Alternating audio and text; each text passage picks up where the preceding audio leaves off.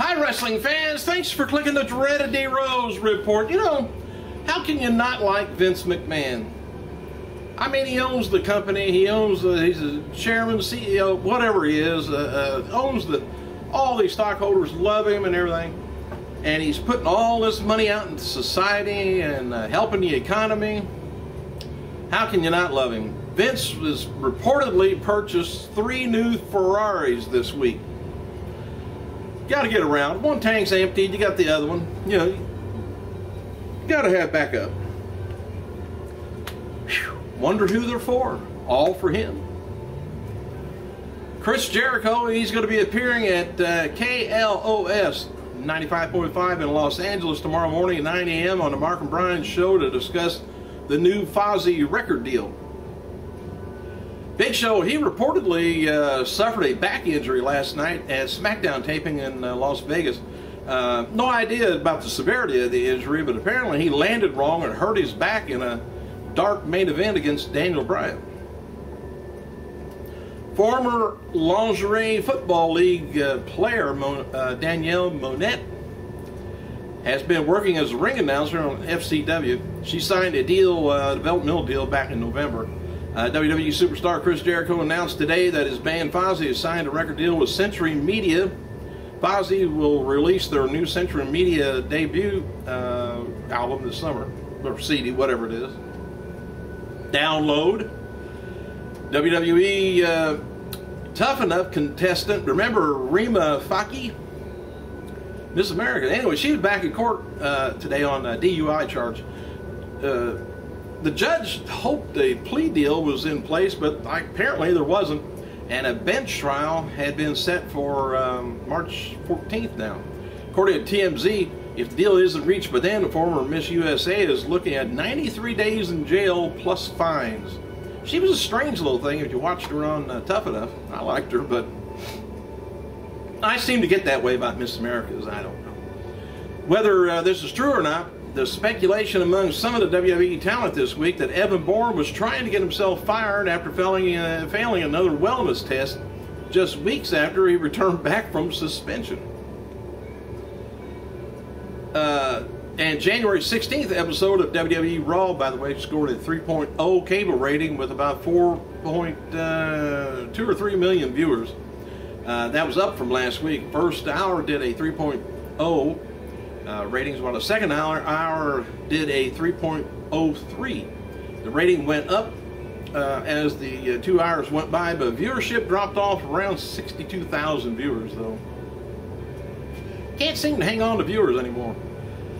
WWE Randy Orton has scheduled to be announced for the Royal Rumble main event on next week's Monday Super Show. So we'll see if they announce it. That means he's probably got everything worked out, didn't have to have surgery. As noted before, final Raw Super Show before WrestleMania 28 is going to be March 26th, Atlanta, Georgia, with the appearance by The Rock. And right now, this is the scheduled to be a 3-hour show. And as noted before, WWE is working on a new focus study. Now catch this. It's for males and females between 12 and 17. And it's a 90-minute focus group. Why would you only limit things to 90 minutes? I have no idea. But a 90-minute focus group that will take place January 26th in White Plains, New York, where WWE is trying to figure out why Raw ratings for that demographics have dropped big time in recent years. I think I can tell you, you don't need no focus group. Just ask us. Ask the people watching this silly thing and on the comments. On the 100th episode of WWE NXT that aired last night, Titus O'Neil turned heel after defeating Darren Young in a no DQ match. Titus ripped it to the fans and then the WWE NXT format. And redemption points and Hornswoggle as his pro and rookie challenges, things like that. After O'Neil did his heel turn promo, Michael Cole blasted him with the line, "After 46 weeks, you'd think he would have learned how to cut a promo by now." Cole, he returned for NXT commentary because of the 100th episode. All right, Tyler Rex, Kurt Hawkins debuted their new ring gear on last night's WWE NXT and defeated the team of Trent Beretta, Yoshitatsu, which I'm so excited they got new ring gear. I wish the guy from Planet Funk would get some new ring gear. I love the Rose Clay intro. I like the women. I can't help it. I like that. But boy, I wish he'd get another. It's about as bad as Hacksaw Jim Duggan's trunks. They're awful too. For those wondering, the wedding between Maxine and Johnny Curtis ended up seeing Maxine leave him for Derek Bateman. And it featured Matt Stryker as a Elvis impersonator. Had to be, no wonder it's on the website, not on TV no more. Here's some recent Raw attendance figures. Raw on January 13th in Yakima, Washington, 48,000 fans, $115,000 gate, which I don't know if that would have paid for one of those Ferraris or not. I'm not sure how much they cost now. Haven't priced them. Raw on the next night in Sacramento did about 6,500 fans. SmackDown on the 14th, Vancouver did about 4,000. Raw, Oakland, California on the 15th, 5,500 fans. SmackDown on the 15th, and Prince George, British Columbia did 4,000 fans, $125,000 gate. No word yet on whether Alberto Del Rio is going to be at the Royal Rumble event this year. Last we heard that he wouldn't be back in time. And Flair has admitted privately that 2012 Hall of Fame appearance is not a done deal legally, and referred to getting TNA's approval as it's a technicality.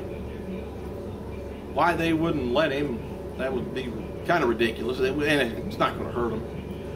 WWE Hall of Famer Wendy Richter will receive the 2012 Lou Thez Lifetime Achievement Award at the Cauliflower Alley Club Convention in Vegas in April. They do that every year, getting close to WrestleMania time. It's where the old timers get together and talk.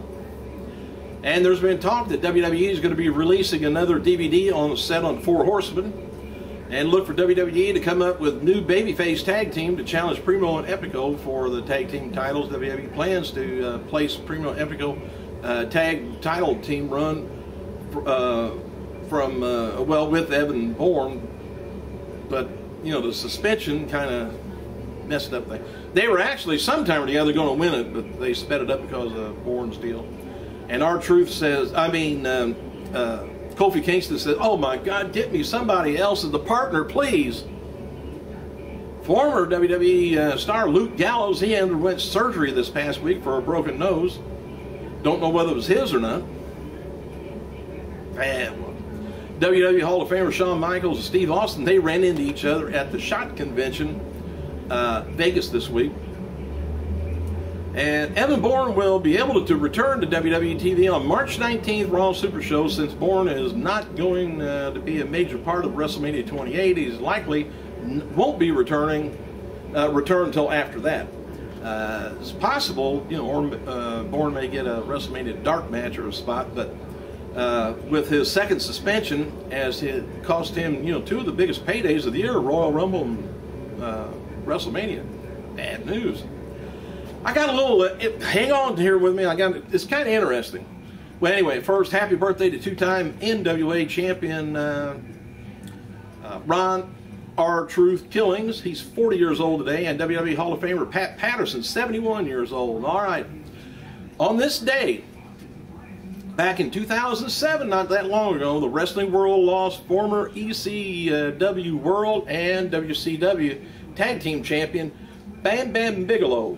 Died at just 45 years old. Bigelow begun his career with CWA, but didn't last a year before switching to WWF, and then became a fan favorite due to his unusual agility for a man of his size. And then he left WWF in '88 to compete in Japan, finding moderate success over there before returning to the company in 1992. At that time, he was pushed as a monster heel, working several high-profile feuds, including one with the New York Giants, Lawrence Taylor, if you remember that, where they got to fight at ringside, who he defeated at WrestleMania, I think it was 11. Bigelow left WWF once again in '95, this time due to backstage problems with the Clique. He next appeared in ECW, where he would find biggest success of his ring career, winning both world and television titles during his short run there. He left ECW for WCW in '98 and finding success with the tag team division there. Otherwise, being usually purely for his hardcore ability. Bigelow's contract was taken on by WWF upon WCW being bought out, and competed in independent scenes for a number of years after that. And before retiring in 2006, and during his brief retirement, Bigelow operated a restaurant in Hamlin, Pennsylvania, but wasn't a success and relocated to Florida. Bigelow was found dead in his home by his girlfriend after having overdosed on multiple drugs. Whether this was accidental or a suicide, nobody knows but him. Bigelow was also found suffering from heart disease also. Eric Bischoff and Hervey Entertainment has a new sitcom that's being picked up by Nick at Night called Daddy's Home. And it's going to be starring, of all things, Scott Baio. TNA has confirmed that Sting, Kurt Angle, Hulk Hogan is going to be appearing in all the England live events later this month. After Impact taping in London later this month, TNA plans no plans to tape on the road at least through the end of May, or no more tapings on the road back in Florida.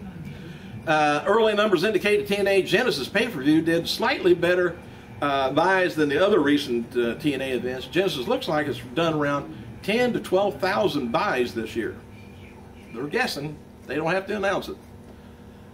Matches for today's superstars being taped was Jinder Mahal taking on Alex Riley. Mason Ryan and Santino Marella taking on Kurt Hawkins, Tyler Rex, plus Diva Action Tamina and Natalia. Royal Rumble pay-per-view isn't sold out yet, but is expected to be sold out before that night. Or we'll just give the tickets away. And WWE officials are talked this week about publicly handing a change in the launch of the launch date for the new network. Kevin Dunn has gained power in the network, and he's come up with several ideas for 30-minute shows. This has been re-solidifying Dunn in Vince McMahon's eyes as a battle-tested asset and a key part of the WWE hierarchy. And it's expected that Dunn's position of power will be gone once Stephanie and Triple H take over, though. Don't know when that'll be. Just whenever Vince gets killed again, I guess. Word going around that Ric Flair has signed a major business deal. It has nothing to do with pro wrestling. Matches for tonight's TNA Impact includes Gunner taking on AJ Styles, Magnus taking on Crimson, Angelina Love taking on Eric Young, plus James Storm versus Jeff Hardy in the #1 contenders match. WWE's made another change to the 2012 pay-per-view schedules, by the way, listing the event. Here's the change. The Fatal 4-Way pay-per-view is replacing bragging rights for the month of June. It also appears they've dropped the TLC pay-per-view from December, as bragging rights is now on the December slot. A little manipulation of things. I don't know if it means anything. It does to them. Thank you guys for clicking. I'm out of news. I gotta go.